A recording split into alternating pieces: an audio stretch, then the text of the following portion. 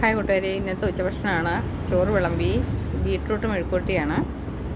Beetroot നല്ലതായിട്ട് തൊലിയൊക്കെ കളഞ്ഞ് കട്ടിയില്ലാതെ റൗണ്ടായിട്ട് മുറിച്ച് നീളത്തിലരിഞ്ഞതാണ്.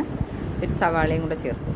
പിന്നെ നല്ലതായിട്ട് വരണ്ട് വരുമ്പോൾ അതിലോട്ട് ഒരു അര സ്പൂൺ മുളക് പൊടിയും ചേർത്ത് ഉപ്പും ചേർത്ത് മിക്സ് ചെയ്തെടുക്കുക. ഇതാണ് ബീട്രൂട്ട് മെഴുക്കുവരട്ടി.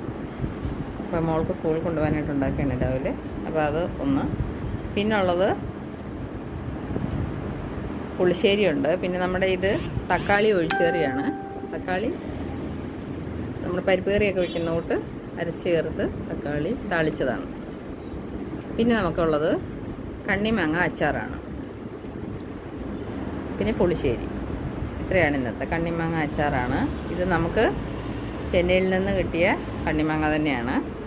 അടിപൊളി ടേസ്റ്റാണ്. ഞാൻ നല്ലെണ്ണയിലാണ് ഈ അച്ചാർ തയ്യാറാക്കിയത്.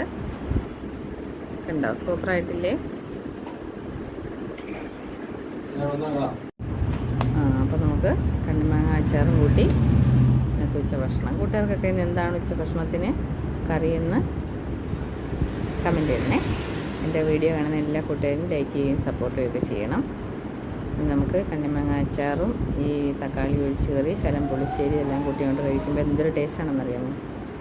അടിപൊളി. സ്പെഷ്യലൊന്നുമില്ല, മീനില്ല, മുട്ടയില്ല. ഇത് കണ്ടോ, നല്ല ടേസ്റ്റാണ്.